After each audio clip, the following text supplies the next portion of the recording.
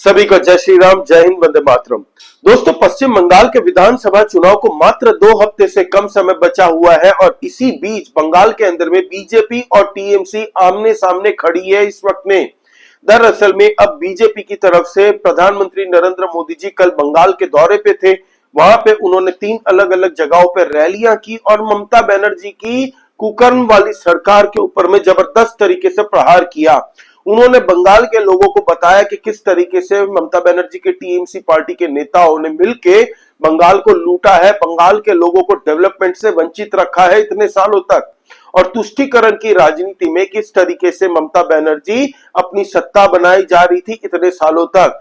अब मुस्लिम vote bank की तुष्टीकरण की राजनीति ममता बनर्जी को इस तरह लुभाई कि उन्होंने अवैध घुसपैठियों को भी बंगाल के अंदर में फर्जी voter card, Aadhaar card, birth certificate, ration card बनवा के दिया और टीएमसी के बकायदा वोटर बनाए।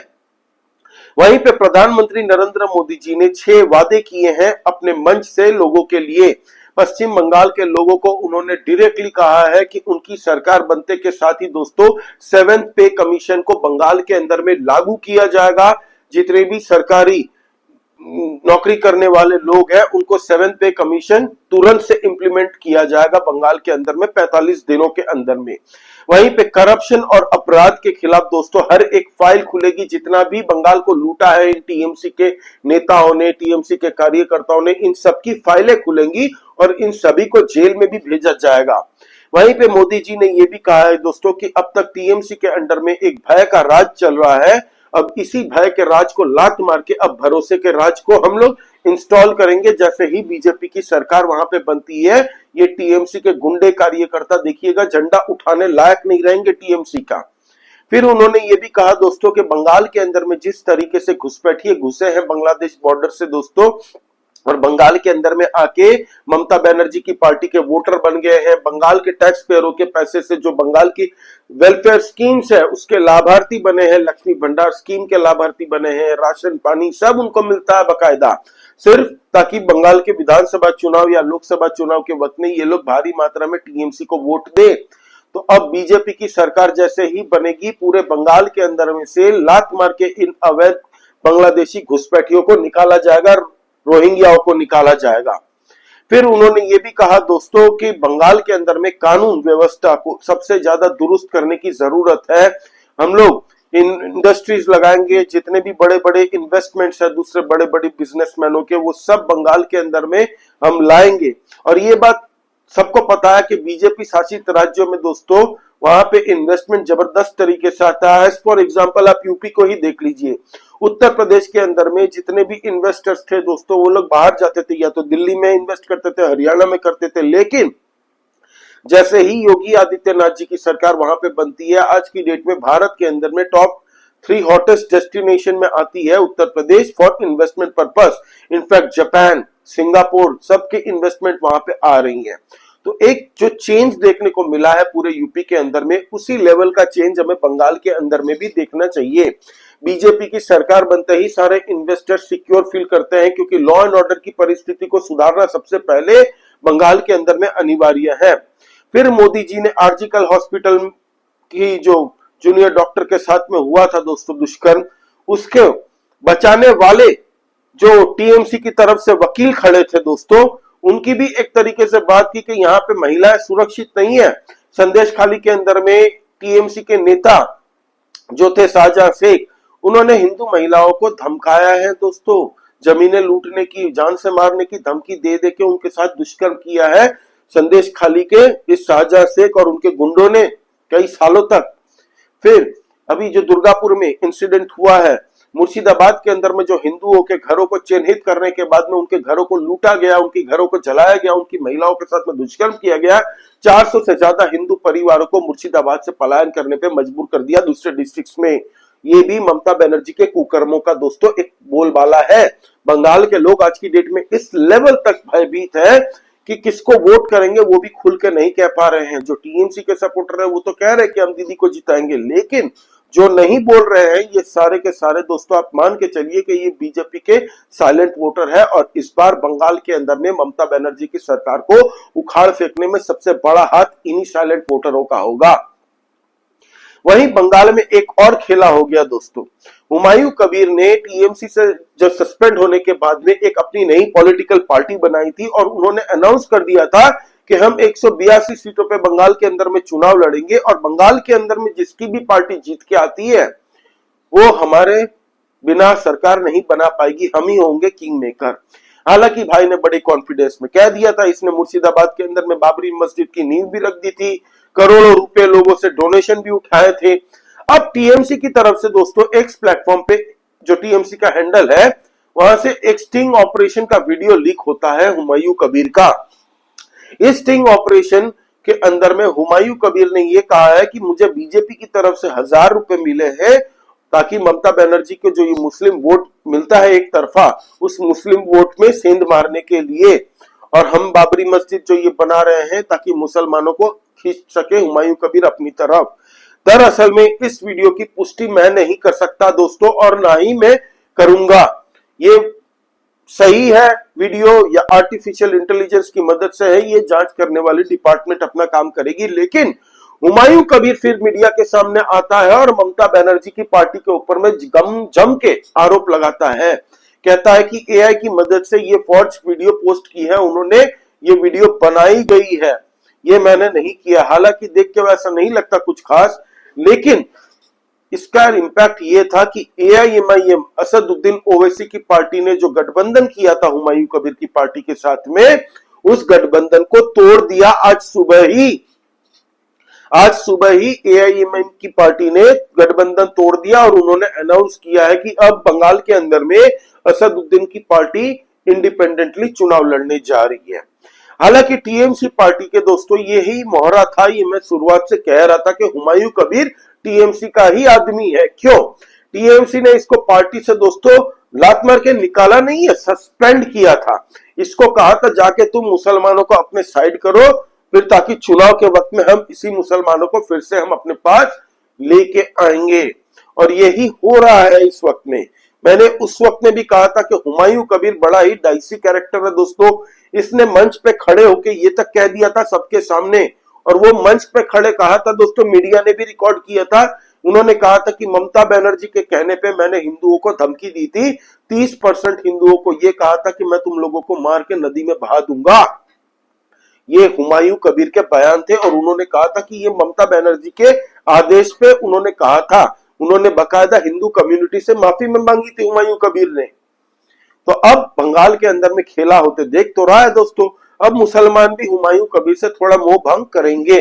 हालांकि ममता बनर्जी को ये ग्रीन पास नहीं देता है बंगाल चुनाव जीतने का। बंगाल के अंदर में ममता बनर्जी के इर्द गिर्द में कई ऐसे मुद्दे हैं जो ममता बनर्जी को जीतने नहीं दे रहे हैं। इस बार ममता बनर्जी के टीएमसी के इंटरनल सर्वे में भी यही पता चल रहा है उनको भी कि इस बार मामला बड़ा ही सीरियस है। आज अमित शाह जी बकायदा वहां पे संकल्प पत्र बीजेपी की ओर से पेश करने जा रहे हैं, जहां पे कहा जा रहा है कि हो सकता है 3000 रुपए लक्ष्मी भंडार, जिनको स्कीम के तहत में पैसे मिलते हैं ममता बनर्जी की वेलफेयर स्कीम की तरफ से। टीएमसी के नेता लोग मंच पे खड़े होकर कह रहे हैं कि बीजेपी की सरकार बनेगी तो लक्ष्मी भंडार स्कीम को खत्म कर देगी। हालांकि बीजेपी इस बार लक्ष्मी भंडार स्कीम में 3000 रुपए का संकल्प पत्र में नाम डालेगी, ये क्लॉज डालेगी। फिर बेरोजगारी भत्ता में भी वो दे सकती है। 7th पे कमीशन भी एक उनका मैनिफेस्टो में इंक्लूड होने जा रहा है। प्लस लॉ एंड ऑर्डर और अवैध घुसपैठियों को बंगाल की भूमि से लात मार के घसीट के गुद्दी पकड़ के बांग्लादेश बॉर्डर में फेंकने का संकल्प भी लेंगे मुझे लगता है। प्लस वहां पे इंफ्रास्ट्रक्चर डेवलपमेंट, इन्वेस्टमेंट, ये सारे मुद्दे, जॉब, ये सारे मुद्दे संकल्प पत्र में अमित शाह जी आज कहने जा रहे हैं। बंगाल के लोगों के लिए बीजेपी का क्या विजन है, वो विजन पत्र, संकल्प पत्र आज अमित शाह जी रखेंगे। वहीं अगर बात करें दोस्तों, बंगाल के अंदर में कुछ इंटरेस्टिंग डिस्ट्रिक्ट्स है जहां पे ममता बनर्जी की अच्छे खासी सेंधमारी इस बार होने जा रही है। 91 लाख नाम अब तक एसआईआर की प्रक्रिया में इलेक्शन कमीशन ने काटे हैं। इसी 91 लाख का इंपैक्ट देखिए आप कि हर एक एवरेज कॉन्स्टिट्यूएंसी अलग अलग डिस्ट्रिक्ट्स में अलग अलग है। साउथ 24 परगना में दोस्तों 31 विधानसभा की सीटें हैं। इस 31 साउथ परगना की विधानसभा सीटों में से टीएमसी पार्टी ने 2021 में 30 सीटों पे जीत हासिल की थी और एक जो सीट थी वो आईएसएफ जीती थी। तो इस बार कहा जा रहा है कि साउथ 24 परगना में बीजेपी अच्छा खासा डेंट पहुंचाने जा रही है। जितने भी फर्जी मृतिक वोटर शिफ्ट हो चुके हैं बंगाल से परमानेंटली, इन सब का नाम वोटर लिस्ट में एनरोल तो था, उनके नाम पे भी वोट पड़ जाते थे, लेकिन अब इतने नाम काटे जाने के बाद में उनके नाम वोटर लिस्ट से हट गए। अब ममता बनर्जी की पार्टी, कहा जा रहा है कि इस 31 सीटों में से बीजेपी कम से कम कुछ नहीं तो भी 7 से 8 सीटें आराम से जीत के आएगी और 3-4 सीटें दोस्तों बड़ी टाइट फाइट होने जा रही है साउथ 24 परगना के अंदर में। वहीं अगर बात करें मुर्शिदाबाद की, मुर्शिदाबाद में टोटल 22 सीटें हैं दोस्तों, जहां पे हुमायूं कबीर का भी इंपैक्ट है, प्लस वहां पे मुस्लिम जनसंख्या बहुत है, 70-75% तक की मुस्लिम आबादी है मुर्शिदाबाद के अंदर में। इस 22 सीटों में कहा जा रहा है कि बीजेपी 2 सीट भी जीत जाए बहुत बड़ी बात होगी, लेकिन यहाँ पे इंपैक्ट कांग्रेस पार्टी का है। अधीर रंजन चौधरी का भी यहीं से सीट निकलती है दोस्तों, और साथ ही साथ में मालदा और मुर्शिदाबाद, ये 2 डिस्ट्रिक्ट है जहां पे कांग्रेस की अच्छी खासी पकड़ है।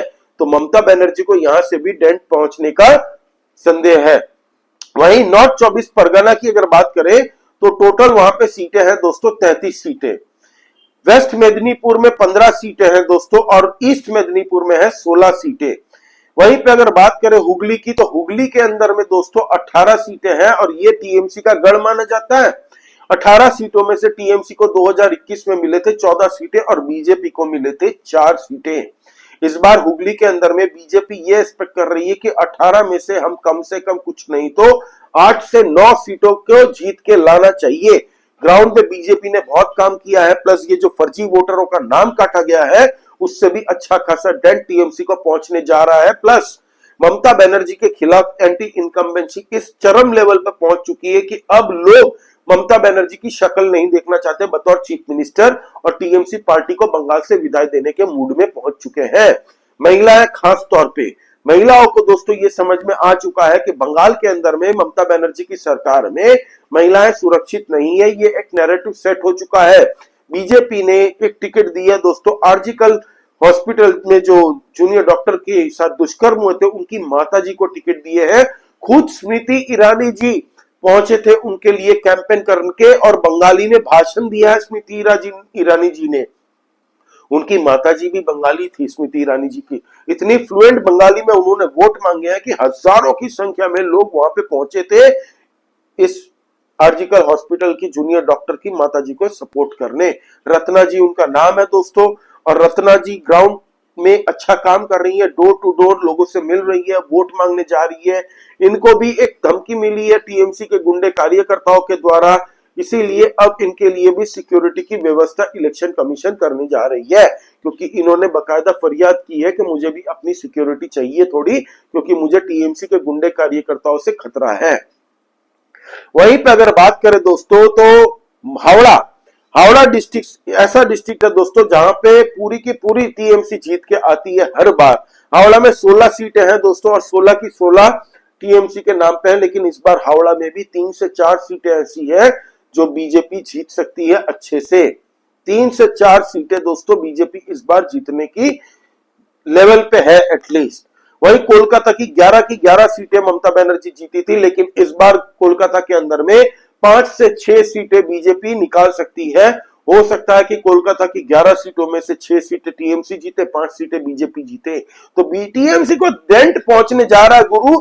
इस बार टीएमसी के साथ खेला हो जाएगा। दार्जिलिंग, बीरभूम, जलपाईगुड़ी की अगर बात करें, यहाँ पे बीजेपी का दबदबा है। बीजेपी पूरी तरह से यहाँ पे दबदबा कर रही है। टीएमसी के इक्का दुक्का टिकट सीट जीती है खाली, बाकी सब की सब बीजेपी जीती है। नॉर्थ बंगाल जो है जोन, वहां पे बीजेपी की पकड़ बहुत जबरदस्त है। वहीं अगर बात करें साउथ की, तो साउथ बंगाल के अंदर में टीएमसी का पूरा गढ़ है दोस्तों। और जो दूसरा एरिया है दोस्तों, जो जंगल महल वाला एरिया, वहां पे भी टीएमसी की पकड़ है, लेकिन इस बार बीजेपी सेंध मारते हुए हर डिस्ट्रिक्ट के अंदर में दिख रही है। हर डिस्ट्रिक्ट के अंदर में टीएमसी को सेंध मारने के टक्कर में दिख रही है बीजेपी। तो बीजेपी ग्राउंड पे जो काम किया है, अब आने वाले टाइम में हमें पता चलेगा। वहीं पे जितने फर्जी नाम काटे गए हैं ना, ये सबसे बड़ा डेंट पहुंचाने जा रही है टीएमसी की सरकार को। और ममता बनर्जी को अब ये लगने लग गया है कि ममता बनर्जी की विदाई इस निश्चित। पूरी तरह से दोस्तों लोगों ने मन बना लिया है बंगाल के अंदर में। I won't be surprised if BJP manage to get 170-75 plus seats at least. आज की डेट में बीजेपी की ग्राउंड रियलिटी बहुत जबरदस्त है। ये वेव अभी दिख नहीं रहा है लोगों को। ये करंट जो ममता बनर्जी की पार्टी को लगेगा, ये चुनाव होंगे ना, उस दिन आपको पता चलेगा। जैसे जैसे वोटिंग होगी दोस्तों, रिजल्ट के दिन ये बिजली का झटका लगने जा रहा है टीएमसी की पार्टी को, क्योंकि ग्राउंड में आरएसएस ने, बीजेपी के बड़े बड़े नेताओं ने ग्राउंड पे बहुत जबरदस्त काम किया दोस्तों। गांव गांव इंटीरियर जा जाके डोर टू डोर कैंपेन किया है, छोटी छोटी सभाएं की है, जो कि ममता बनर्जी अब समझ चुकी है कि इसका इंपैक्ट होने जा रहा है। वहीं पे बीजेपी के कार्यकर्ताओं के ऊपर में एक जगह है बंगाल के अंदर में, कल वहां पे पत्थर लेके टीएमसी के कुछ कार्यकर्ताओं ने कोशिश की बीजेपी के कार्यकर्ताओं के मारने के लिए। वहीं पे बीजेपी के कार्यकर्ताओं ने अब दोस्तों झंडा में से डंडा अलग किया और डंडे से दौड़ा दौड़ा के मारा टीएमसी के गुंडे कार्यकर्ताओं को। अब बंगाल के लोग, बंगाल के सनातनी जवाब देना जान चुके हैं। अब टीएमसी के गुंडे कार्यकर्ता चुनाव के बाद कहां भाग के जाएंगे, ये जगह अभी से ये लोग डिसाइड कर ले, क्योंकि कोई भी नहीं बख्शा जाएगा। ये खुद प्रधानमंत्री नरेंद्र मोदी जी ने कल कहा था। दोस्तों अब तक की ये अपडेट है, फिर नई अपडेट लेके आऊंगा आप लोगों के लिए। प्लीज आप सब्सक्राइब करिए इस चैनल को, लाइक कीजिए इस वीडियो को, एंड प्लीज कमेंट करके आप बताइएगा आपका इस बारे में क्या कहना है दोस्तों। जय श्री राम, जय हिंद, वंदे मातरम। पूरी एक डिटेल्ड वीडियो चुनाव से पहले लेके आऊंगा दोस्तों, जहां पे हर एक डिस्ट्रिक्ट वाइज कितने कॉन्स्टिट्यूएंसीज है, कितनी कॉन्स्टिट्यूएंसीज में कितने कम मार्जिन से टीएमसी और बीजेपी के बीच में वोटों का अंतर रहा, पूरा डेटा इकट्ठा करके लेके आता हूं आप लोगों के सामने बहुत जल्द। आप प्लीज सब्सक्राइब करिए, लाइक कीजिए इस वीडियो को, एंड प्लीज कमेंट करके अपने व्यूज जरूर शेयर कीजिएगा। जय श्री राम, जय हिंद, वंदे मातरम।